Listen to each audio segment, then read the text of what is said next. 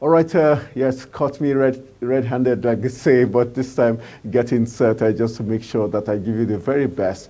Like in-house, we do get the finest mind in the continent, just so that you're well informed. Like I said, we will be looking at the state's IGR, internally generated revenue. The recent Economic Confidential report that came out did put Lagos State top of the pack with 650 billion naira as what they generated in the states, while other 6 states, especially the states of former President Goodluck Jonathan Bayelsa and former President Muhammadu Buhari in terms of Katsina, and the current Senate President, Godswill Akpabio State, Akwa Ibom, where the states that couldn't make up to 10% of IGR, all they depend on is the FAC allocation. So what it means that those states will not be able to survive without those allocations sent to them on monthly basis. But just to let you know that 7 viable states generated 1.8 trillion naira against the 5.72 trillion naira they get from FARC. So it means they've been doing a great job of it. All right, so we've got the president of Association of Digital Finance Association Practitioners, I beg your pardon, President's Association of Digital Finance Practitioners of Nigeria. We've got the president right here in the studio. His name is Issa Ali Shatta. Thank you. A pleasure to have you in the studios. The pleasure is always mine. All right, let's look at IGR of states. It's been said that 7 viable states generated 1.8 trillion naira as to the 36 states could generate in terms of the FAC, what the FAC they get 5.72 trillion naira received from FAC. And the states like Bayelsa, Kebbi, Katsina, Akwa Ibom, Taraba, Yobe State, all put together can only survive based on FAC allocations. How disturbing is this? Because I know there was a time you went around states trying to teach them how to generate, revenues. Yeah. What happened? Yeah, it's just the willpower to implement it. Yeah, I know. I don't always want to sound like a broken record. Yeah, the truth is, if you don't automate your process, if you don't digitize the entire process, you're going to have a lot of leakages, right? And if you don't also appoint the competent hand, to man your internally generated revenue board or commission, as some of the states will want to put it, you have all of this. So bringing in a competent person and also executing, whatever advice that you've gotten is another thing. So if I want to talk based on experience, there are low-hanging fruits for a lot of the states. And when you say low-hanging fruits now, it means... low-hanging fruits are where you can actually almost instantaneously generate those revenues. Okay. Yeah, so those are low-hanging fruits for you, even before you can add, any economic activity to cushion, the effect and begin to open the economy up before you can generate revenue. But those low-hanging fruits are the informal sectors, right? You have the formal sectors and the informal sector. But what you often find is 80% to 75% of what these states actually generate are from pay as you earn, which is, basically deducting from source. From their own civil servants and maybe some other private organizations working in the state. And how many private organizations do you have in those states? Because largely those states are civil service states. So the informal sector is largely not organized, right? That's why it's called the informal sector. So there are a lot of leakages there. You see a lot of people collecting all kind of tax levies. And I'm pretty sure that you've heard from even those that the president has saddled with the responsibility of harmonizing all of the tax system in Nigeria so that we can avoid double taxation. Have also spoken about all of these multiple tax collections, which are not really good for the economy. We're not seeing the value. Why? Because it's not coming into the formal system. So once we can digitize the process first, and they are keen in implementing those processes, then we have taken the first step in generating, revenue for the informal sectors. Now, if you want to drill down, I would say it's quite disturbing that Lagos actually didn't perform as well as they did last year.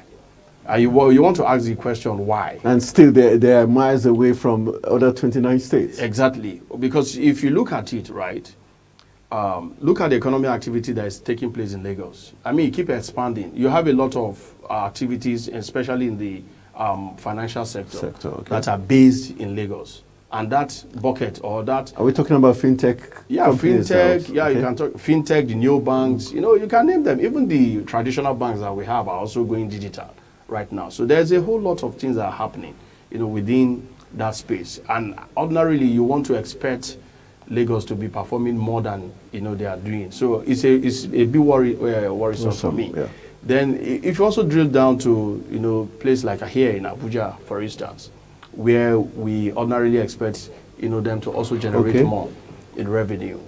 You know, it's all boiled down to first opening up the economic system, infrastructure. For instance, let me give you an example in the States. How can you there's a local government in Kaduna State. Okay. On the market day, the economic activity that happens there, this was like 6-7 years ago, is a grain market.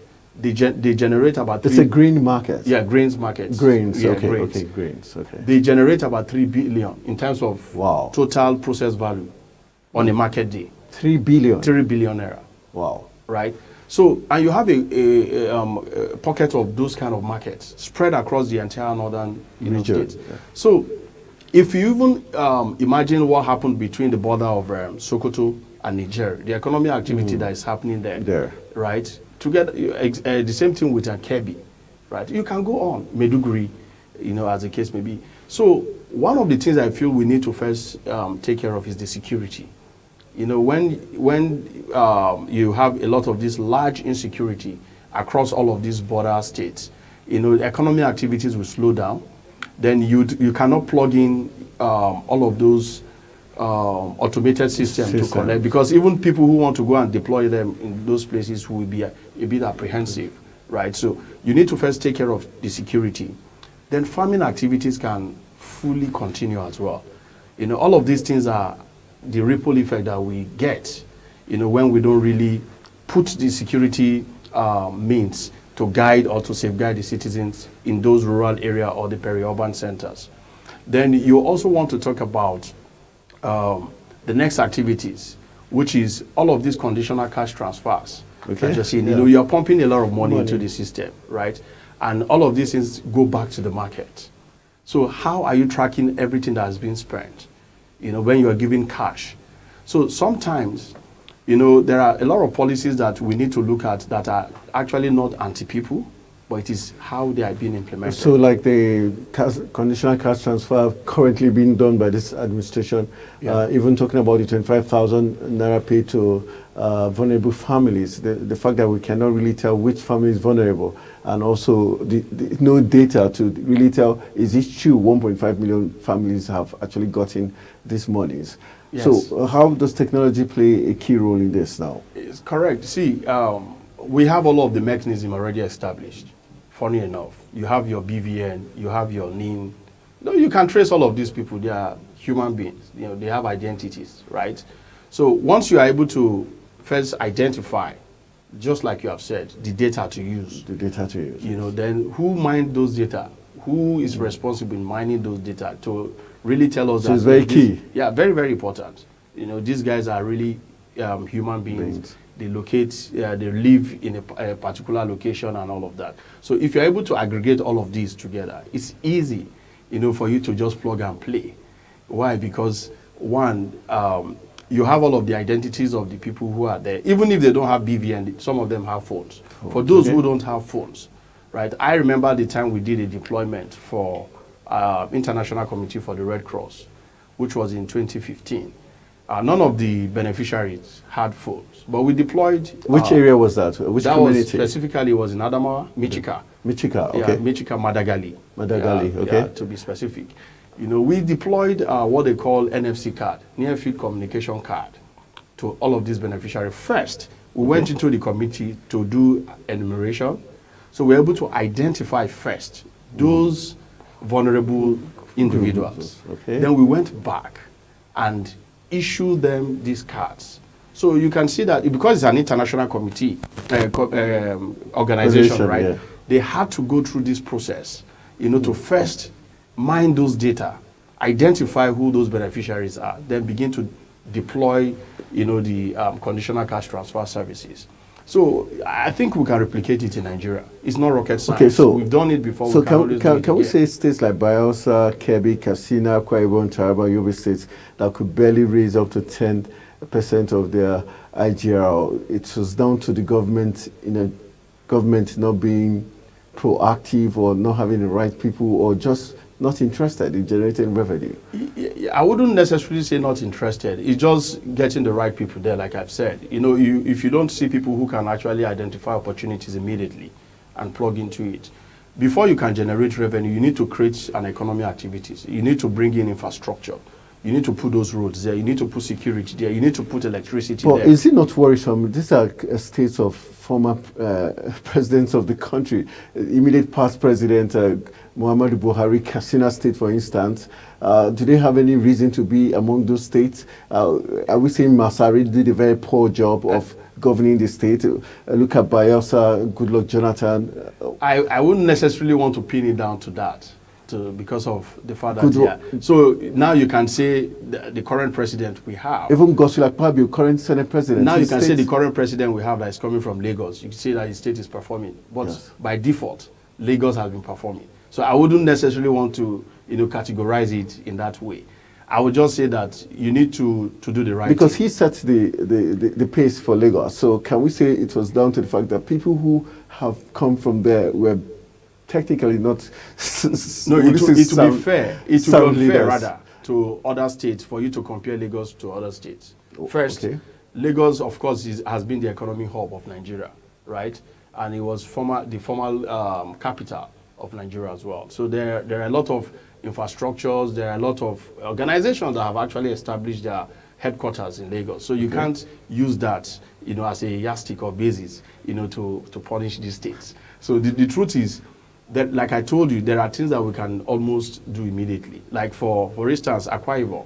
Akwa Ibom has Ibom Air. There's a whole lot of economic activities happening there. But they still couldn't raise 10%. So I'm quite surprised. That's why I said you need to create an oil enabling environment. Producing state again. Yeah, you need to create an enabling environment, to make all the economic activities thrive. And those economic infrastructure that you need to bring in, give us access to road, give us access to electricity. All of these things are things that generate economic activity, and from there you can tax that process. So when you create the infrastructure, so I think for me, everybody should be asking questions as to how much most of these state governments or governors are putting in infrastructure, most especially in their budget. Now we are getting another budget for the next year. So what have they put for capital expenditure? You understand? Because these are all the economic activities that will snowball into, generating this revenue. That's why for the first time, even if you want to criticize the current budget that we have, you can see that the current administration have set a blueprint, right? And it's more or less like a KPI, for the budget that they have KPI passed. is the key performance indicators. Yeah, because in the budget, they have clearly stated that they want to generate 18 trillion, right? And you'll be asking how, given what we've generated and this the year. oil benchmark they have put also. Yeah, but it can happen because I know that at the background there are a lot of harmonization that are taking place. They are also even giving tax holiday to some companies just to create that. That's exactly what I'm talking about. Create those economic activities. Once those economic activities are thriving, then you can now generate your income from there. So probably before now, nobody was thinking about 7.5% of VAT. Nobody was talking about stamp duties. But if you look at what those, just these two tweak, to the economy has generated. Why? Because we've automated the process of collection. And that's why you can see that the ripple effect has been so huge and massive.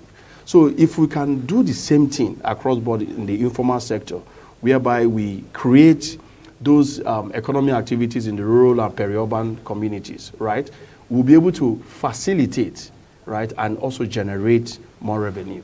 Okay, let's look at in 2021, we had the states generated 1.7 1.6 trillion naira. And in 2022, it was 1.8 trillion naira. Would you say this progress, put it down to some of the issues you raised, but for other states, apart from the 7 states that have been thriving, what would be the steps for these other governors to take, especially for them to be able to get the right people? Can we say we do not have enough manpower, the right manpower? No, I disagree. We have the best brains in Nigeria. Because you're the president of the Association of Digital Finance Practitioners. How much do we have? Practitioners do we have in Nigeria? We have a lot. Trust me, we have a lot.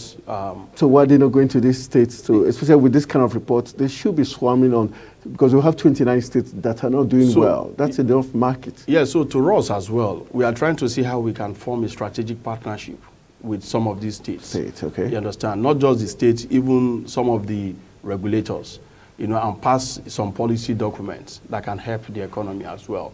We don't necessarily want to wait for them to call on us. As a matter of fact, we've had a lot of engagement, we've had a lot of interaction, and we are still contributing, and we continue to contribute. So for me, I feel it's more or less like having a handshake with some of these state governors or government and open their eyes to a lot of things that they can do differently. If I want to isolate a state, for instance, for you, to say that if you pick Kogi State, for instance, Kogi State is strategic in Nigeria. Why? Because it's centrally positioned and is bordering close to about, I think, 10 to 11 states in Nigeria. So that tells you the kind of economic activity that is supposed to be happening in that state. Around that state, you understand? Even if it is just to pass through. Now, what infrastructure have you put in place? Most especially to generate income, even if road networks. Gates. Exactly. Those are the low-hanging fruits. So if you have an understanding with the federal government, yes, we know these are federal roads, but we want to take it upon ourselves to develop or to construct those roads. But we are going to be collecting toll gates, you understand, for the next 10 years. That is a low-hanging fruit for you already. Then what economic activities are you also going to position there for people to be looking at Kogi State as the next point of holiday, right, for tourism and all of that? So there's a whole lot that you can do to facilitate and generate revenue if you create value. If you create value and add value to the system, you're also going to get a positive result out of it. For Kogi, for instance, why do you think the government is not looking at that direction? Is it safe to say because of the FAC allocation? Is it more of a blessing or a curse? Yeah, so I think I was discussing with somebody when we had our last engagement for the year in our association. And I mentioned to them, I said, look, I think it would be better if federal government can suspend FAC allocation. Or give it to only states that have improved. No, just even stop it for now and say, look, generate your own revenue and give us X%, from what you have generated. I'm telling you, everybody will sit up. I'll give you an example. For instance, right, you go to, why is it that other public sectors in Nigeria are performing more than others? It is because they have created value. They've created, I'll give you CAC, for instance. Immediately CAC, Corporate Affairs Commission digitized their process. You can see the amount of revenue they've generated and they are generating, and giving back to, the federal government. The same thing can happen across board. Create value. Ensure that, all these states begin, once they know that there's no money coming from anywhere, right, they will sit down, go back to the drawing board, and think outside the box to see where they can source for resources, to bring both human resources and whatever natural resources they have in their state, put them together and begin to make their economy activities to thrive. If that happens, trust me, everybody will sit up and you will see the ripple effect of how they can generate their internally generated revenue from maybe, let's say, 0% to maybe 15 to 25%, which I think will be a starting point for some of those states. All right, let's focus on the northern region because it's a very important region in Nigeria. Just recently, the statistics as regards the number of out-of-school children, very alarming and very disturbing. The confidential report that just came out, Economic Confidential report says only 3 states in the northern region were able to generate IGRO up to 20%, which is Kaduna, Kwara, and Nasarawa. How disturbing is this, and is it a surprise that just only these 3 states could raise as much as 20% of their IGR? Yeah, it's not surprising. You know, in my opening glee, I mentioned it, that if you don't correct the insecurity situation in the northern states, initially... But Kaduna still suffers from insecurity too. Yeah, Kaduna suffers from it, right? But you want to look at what value. It goes back to value. What value has the previous governor put in place? In all of the economic summit that Kaduna has had, look at Kaduna Investment Promotion Commission that they have as well.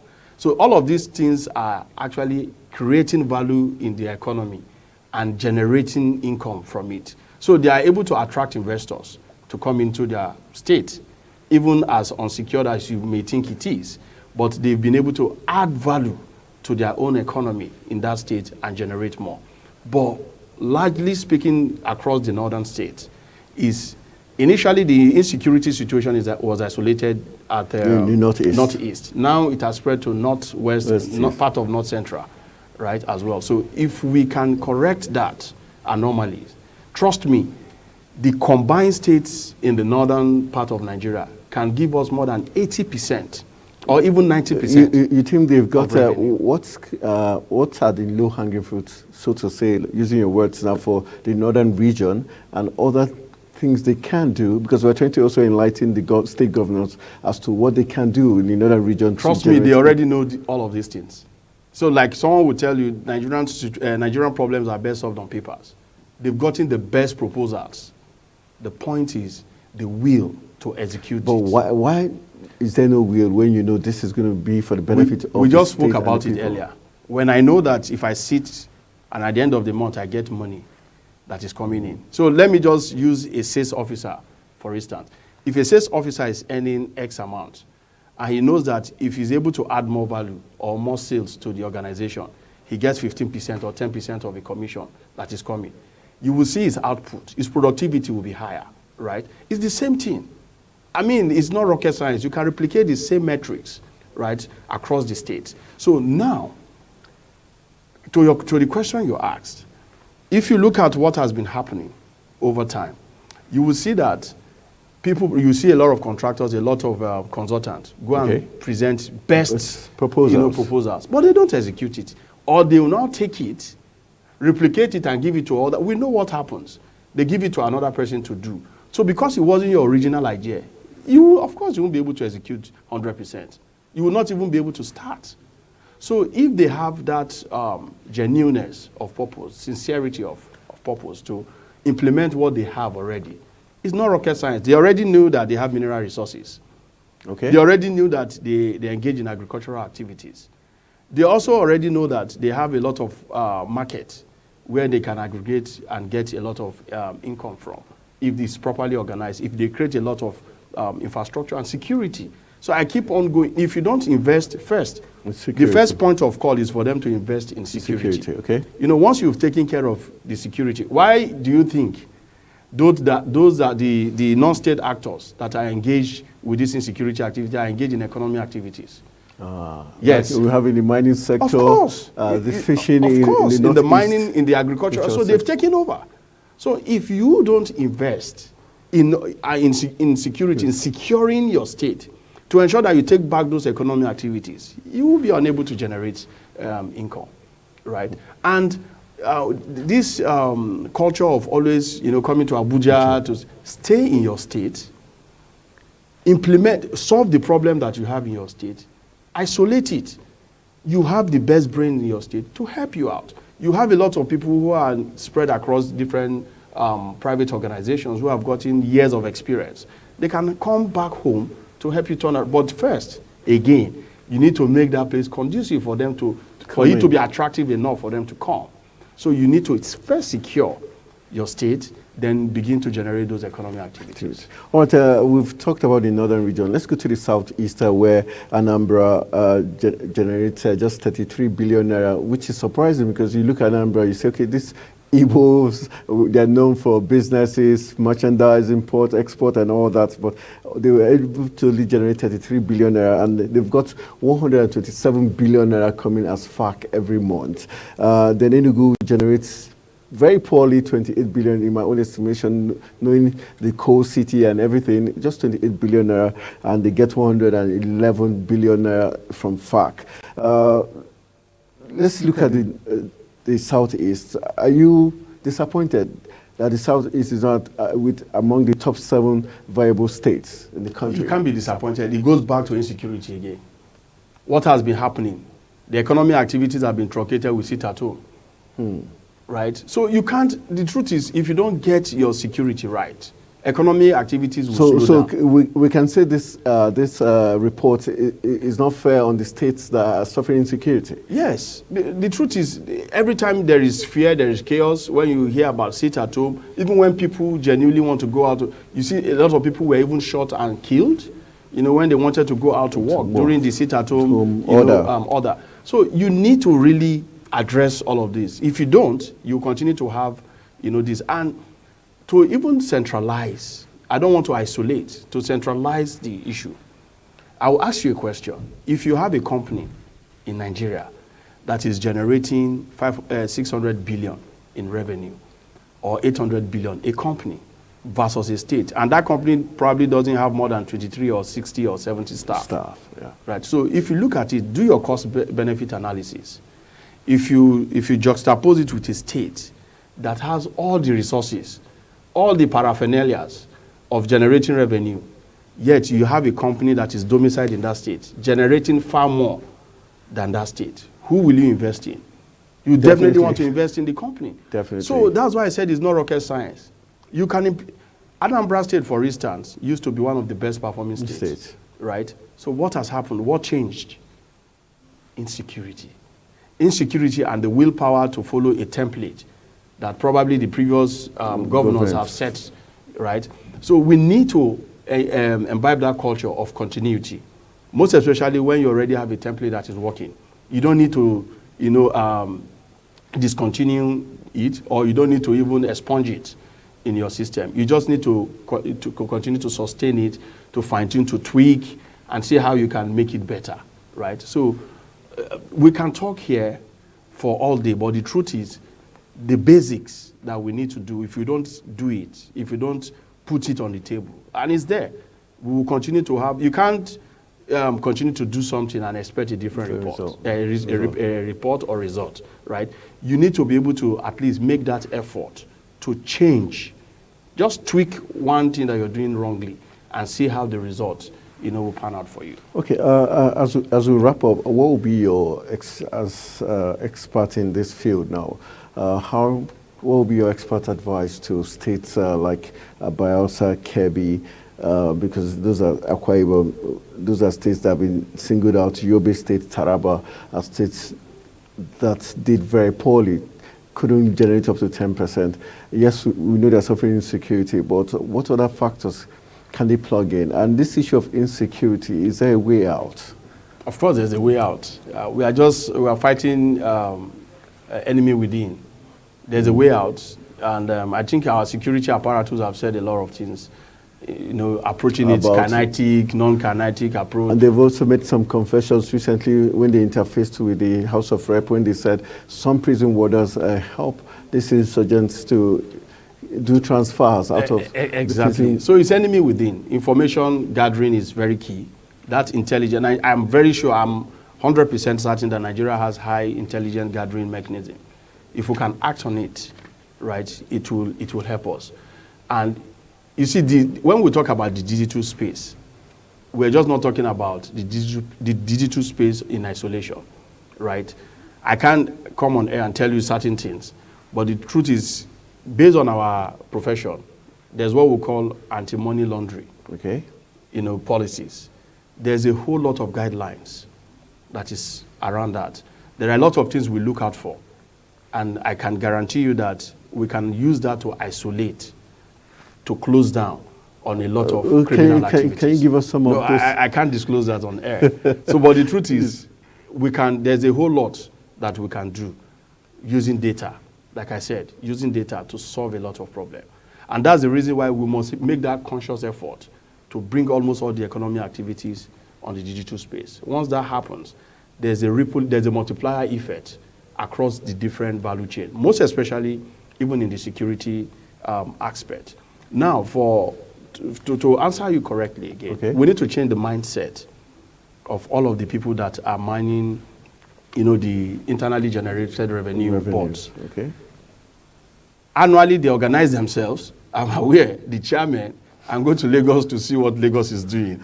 But you ask yourself one fundamental question: why haven't you at least replicate, even if it is 20 or 30% of what Lagos is doing? But again, what Lagos is doing is not final. There are a lot of things that you can still do beyond what Lagos is doing, because your environment is different, right? Your economic activities is different. So is there a way you can genuinely, because the head of internally generated revenue board, the commissioner of finance, and the state governor, these three people need to be working hand in hand, right? Or the commissioner for budget and planning as well. Because if they are able to work together, they will be able to set a target for themselves, meet that target, but there will also be an economic will, that willpower. The willpower. You understand? To get the job done. Because you can't ask state citizens to pay tax when I don't see the value. There's no good road for me. I don't have electricity. I don't have water. I don't have health. So if I know that all of these things will be given to me, and I have a social insurance or a social safety net card, where I know that my kids can go to the hospital and access free healthcare delivery system, top notch or for global standard, yes, I will be willing to pay more tax. True. Because I know that there's a subsidy for me, for healthcare, for electricity, for security, and all of that. So Nigerians are not difficult, to manage. It is just that willpower of the leaders to do the right thing. You talk about Lagos. What Lagos is doing is not final. Lagos is a coastal region. We have Bayelsa also along the coastal lines. Why is Lagos being able to tackle the insecurity across the country, and why are other states like Bayelsa not able to do the same, even when Lagos is larger in population? I know that landmass. I know that one of the cardinal principles for all of the governors that had come in for Lagos State, the first thing on their agenda is security. They don't joke with it. Okay. Right? And if you don't have enough electricity to power your road, you also cannot secure your citizens. So there's a whole lot of things that are entangled in one. When you have stable electricity, let me give you an example. If you have stable electricity, every home has stable electricity. I can power the street lights from Abuja to Kaduna to Kano. So people can travel at night. You can see ahead, right? Then in the educational sector, the students, the lecturers, the researchers can do more research to help the economy and develop things, right? People are busy. But if I have to power a generator almost every now and then, as an alternative source of energy, there's a problem, because the amount of money I will put in to invest, to even do this research and discover a lot of things I want to do to help the economy, it's frustrating. So chances are I won't be encouraged, to even take a step further. I'll give an example. There's a Nigerian professor that was just appointed as the president of Cambridge, right? She's legendary for one particular thing, research. And she said research is like a food to her soul. Why? She's been able to thrive outside Nigeria because there is an enabling environment for her to thrive. It's not rocket science. That's why I keep saying that we have the brains, but we don't have the required facilities, to encourage people to bring in their best and give us a better output. All right, so we hope the state government, especially for Bayelsa, Katsina, and Taraba, Yobe states are listening carefully, and they will do the needful to ensure that they improve on their state IGR. We've been talking with the president of the Association of Digital Finance Practitioners of Nigeria, a foremost body who've got the expertise in dealing with financial issues, especially digitally speaking. And the President, Issa Ali Shatta, has been amazing this morning, trying to put everything right as to regards how Lagos is topping the chart and the other 29 states are playing catch up. All right, I want to say a big thank you for joining me this morning. We hope I will be calling you more often to help us look at other very important issues plaguing Nigeria. Thank you very much. It's always a pleasure. All right, you're watching Africa's Finest Breakfast Show, Global Morning on Global Television. Now we'll be going for another quick break.